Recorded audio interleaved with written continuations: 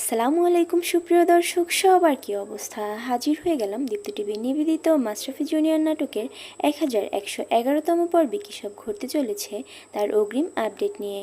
এই পর্বটি কেউ মিস করবেন না, কারণ এই পর্বে আপনারা দেখতে পারবেন আয়ানকে দেখা যাবে সে এবার ডাক্তারের কাছে তার মামুনির কবে অপারেশন হবে সেটা জানতে চাইলে ডাক্তার সাহেব তাকে বলবে টেস্টগুলো করিয়ে ফেলার পরেই তার শারীরিক কন্ডিশন অনুযায়ী আমার মনে হচ্ছে আর বেশি দেরি করা ঠিক হবে না। আমি চাইছি আমাদের সার্জনদের একটা টিম রেডি করে কালকের মধ্যেই তার অপারেশনটা করিয়ে ফেলবো। আপনি যত দ্রুত সম্ভব কাউন্টারে যোগাযোগ করে বিলগুলো পে করে দিন। এই বলে ডাক্তারকে দেখা যাবে সে সেখান থেকে চলে যাবে। তখন আয়ানকে দেখা যাবে সে টাকার চিন্তায় পুরো অস্থির হয়ে যাবে। আর অন্যদিকে আপনারা দেখতে পারবেন নায়লাকে দেখা যাবে সে মনির কাছে এসে বলবে, কি ব্যাপার মনি, তুমি এখনও বোর্ড সভাপতির কাছে গিয়ে দেখা করোনি? তোমার হয়ে যা বলার আমি তো বোর্ড সভাপতিকে বলেই দিয়েছি, এখন যা করার তোমাকেই করতে হবে।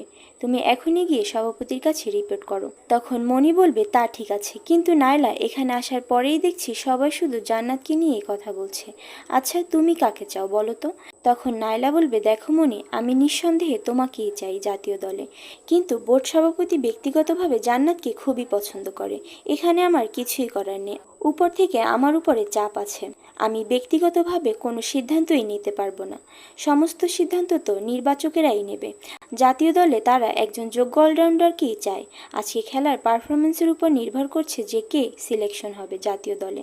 সবাই নতুন মাশরাফি জুনিয়রকেই চাচ্ছে, আসলে কেউই আর তোমার উপরে ভরসা করতে পারছে না। কিন্তু আমি চাই তুমিই হও মাশরাফি জুনিয়র। আজকের মাঠে তোমার সবাইকে দেখিয়ে দিতে হবে যে একমাত্র তুমিই হলে জাতীয় দলের জন্য যোগ্য অলরাউন্ডার মাশরাফি জুনিয়র। ওর থেকে আজকে তোমাকে অনেক ভালো খেলে দেখাতে হবে। তখন মনিকে দেখা যাবে সেও মনে মনে প্রতিজ্ঞাবদ্ধ হবে। আর এছাড়াও থাকছে আশ্চর্য সকল ঘটনা। সুতরাং সবাইকে মাশরাফি জুনিয়র নাটকের আগামী পর্ব দেখার আমন্ত্রণ রইল। আর হ্যাঁ, ভিডিওটি ভালো লাগলে অবশ্যই চ্যানেলটি সাবস্ক্রাইব করুন। ধন্যবাদ।